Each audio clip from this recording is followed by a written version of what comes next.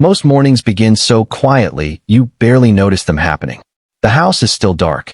The kitchen clock glows faintly over the stove. Somewhere deeper inside the walls, the heat clicks on with that soft metallic sound old homes make before sunrise. Outside, the world is blue-gray and motionless, the kind of cold, early light that makes everything feel suspended for a moment before the day fully arrives.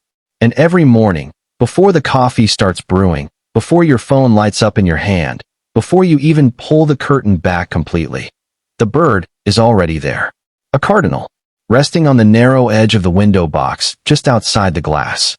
Not fluttering, not pecking, just sitting perfectly still with its feathers slightly puffed against the dawn air, its small black eyes fixed toward the house like it has been waiting longer than it should have. The first time it happened, you probably told yourself it meant nothing. Birds land near windows all the time. Cardinals are territorial, curious, intelligent. You move on with your morning because that explanation feels reasonable enough. But then it happens again and again. Same window, same branch above the porch light, same quiet hour when the neighborhood is still asleep, and even the trees outside seem to be holding their breath. After a while, something about it begins to feel strangely personal. You start waking up a few minutes earlier without meaning to. You glance toward the window before your feet even touch the kitchen floor. And somehow, before the curtain moves, before the light changes, you already know whether the bird is there or not. If you're new here, subscribe before you leave, because the things happening quietly outside your window every morning may not be as random as they first appear, and once you begin noticing them, it becomes very difficult to look at the birds around your home the same way again. Because this is where things start to change. The unusual part is not that the cardinal keeps returning. The unusual part is the feeling that arrives a split second before you see it. The strange certainty that something outside was already waiting for you to wake up. Most people never talk about this part out loud. They brush it away almost immediately because saying it sounds strange, even to themselves. But you know the feeling. The moment something in your routine begins to carry emotional weight far beyond what it should. A sound outside at the exact same time every morning. A shape appearing on the fence before sunrise. The quiet instinct to look toward the window before you even realize you are doing it. And after enough mornings, the line between habit and anticipation starts to blur. You begin noticing small things you never paid attention to before. The faint tapping of rain against the glass feels different when the bird is not there. The kitchen seems emptier somehow. Even the light outside changes depending on whether that small red shape appears beside the window box or not. It is subtle at first. So subtle most people convince themselves it means nothing. But your body notices long before your mind catches up. That is the strange thing about intuition. It rarely arrives like a voice. It arrives like recognition. Quiet, immediate, familiar in a way you cannot explain. And this is where things become difficult to dismiss completely, because people all across the country describe almost the exact same experience. A bird that returns at impossible consistency. A feeling of calm when it appears. A heaviness when it does not. Not fear. Not fantasy. Just the uncomfortable sense that something emotional is happening beneath the surface of an otherwise ordinary morning. And the more you try to ignore it, the more aware of it you become. Because after a while, it no longer feels like you are simply noticing the bird. It feels like the bird has already noticed you. What makes this harder to explain is that cardinals are not random wanderers the way people imagine. They move through the world with astonishing precision. Researchers studying backyard birds have documented that many songbirds return to the same feeding routes within windows as small as 5 or 10 minutes each day, following invisible patterns most humans never notice. The same fence post, the same maple branch, the same corner of a roof catching the first warmth of morning sunlight. To the bird, these places are not casual stops. They are part of a living map built slowly through repetition, safety, and memory. And once a bird decides a place belongs inside that map, its behavior changes in ways so subtle, most people miss them completely. The hesitation disappears first.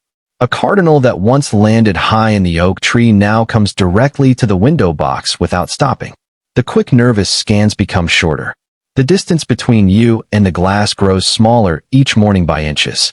It learns the rhythm of the house, the sound of the cabinet opening, the light above the stove flickering on at 6:12, The shape of someone standing quietly with one hand wrapped around a coffee mug before the sun fully rises. But the strange part is not simply that the bird remembers. Scientists understand memory. They understand territory. What they struggle to explain is why certain encounters begin to feel emotionally exact. Why some mornings the appearance of a single bird can feel timed so perfectly it unsettles you. Because after enough dawns spent standing there in silence together, it begins to feel less like a wildlife encounter and more like participation in something older and harder to name. And this is where the ordinary world starts revealing another layer beneath it. There is a reason these moments feel so strangely convincing once they begin repeating. Birds experience time differently than we do. Researchers studying migratory songbirds discovered that many species operate on internal circadian rhythms so precise they can return to the same location within minutes each morning, even without visual cues. Cardinals in particular are deeply routine-driven. They remember safe feeding sites, familiar structures, and human patterns with remarkable consistency. But what matters is not only that they remember places. It is that they remember changes. A door opening later than usual. A porch light staying dark. Movement behind a curtain that does not happen when it normally should. Over time, the bird outside your window is not simply visiting a location anymore. It is monitoring a rhythm. And this is where the feeling begins to shift from coincidence into something much more intimate. Because eventually you notice the cardinal reacting before you fully appear. Some mornings the curtain has not even moved yet, and the bird is already turned toward the glass, as if it sensed your presence from somewhere deeper inside the house. Scientists would probably explain this through pattern recognition, peripheral movement, subtle sound frequencies humans barely notice. And maybe they are right. But emotional experiences rarely arrive in neat scientific language. They arrive in moments. In small pauses. In the strange stillness of standing barefoot on a cold kitchen floor at 6 in the morning while a wild creature waits inches away in complete silence. The science explains how the behavior happens. What it cannot fully explain is why certain encounters settle into the human heart with such unusual weight. And this is the part most people keep to themselves. Because once you start feeling observed by something gentle instead of threatened by it, the world outside your window begins to feel very different. By the second week, the mornings no longer feel accidental. The routine settles quietly into your life the way certain songs do after enough listening. You stop rushing when you enter the kitchen. You leave the lights dim. Sometimes you stand there for several seconds before touching the coffee maker at all, simply watching the faint outline beyond the glass while the first pale stripe of sunlight slips through the trees across the yard. The cardinal has its own habits now. It lands first on the crooked cedar fence near the garden hose, pauses there for a moment, then moves to the window box in 2 quick motions that have become so familiar you can almost predict them before they happen. Some mornings it tilts its head slightly when you step closer, one dark eye catching the reflection of the kitchen light. Other mornings it remains completely still except for the slow rise and fall of feathers against the cold dawn air. And without realizing it, you begin responding to the bird the same way it has been responding to you. You move more softly in the mornings. You speak less. The sound of your coffee spoon against the ceramic mug suddenly feels too loud in the quiet room. There are moments now when the distance between inside and outside seems strangely thin, separated only by a layer of cool glass fogged faintly around the edges. Researchers sometimes describe this kind of repeated interaction as habituation, a gradual reduction of fear between species over time. But that explanation only covers part of what is happening, because attachment does not always arrive dramatically. Sometimes it forms through tiny repeated moments no larger than a heartbeat. A familiar shape at the window before sunrise. A silence shared often enough that it begins to feel like recognition. Then one morning, the pattern breaks in a way that feels impossible to explain logically. You wake up before dawn the same way you always do, the house cold and silent around you. The wooden floor cool beneath your feet as you walk toward the kitchen window, expecting to see that familiar red shape waiting outside in the half-light. But the branch is empty. The window box is empty. Even the cedar fence looks strangely still against the dark blue sky. At first you tell yourself not to overthink it. Birds disappear for a morning sometimes. Weather changes. Predators pass through. Nature shifts constantly in ways humans barely understand. And yet something about the silence feels different, heavier somehow. You stand there longer than usual with one hand resting against the edge of the sink, while weak morning light slowly spreads across the yard inch by inch. No movement in the maple tree. No flutter near the feeder. Not even the distant chatter of sparrows from the neighbor's hedge. Just stillness. And this is where things begin moving beyond routine and into something much harder to describe. Because later that same day, small details start surfacing in your memory that you had ignored before. The cardinal lingering longer each morning. The way it sometimes appeared exactly on days when sleep had been difficult.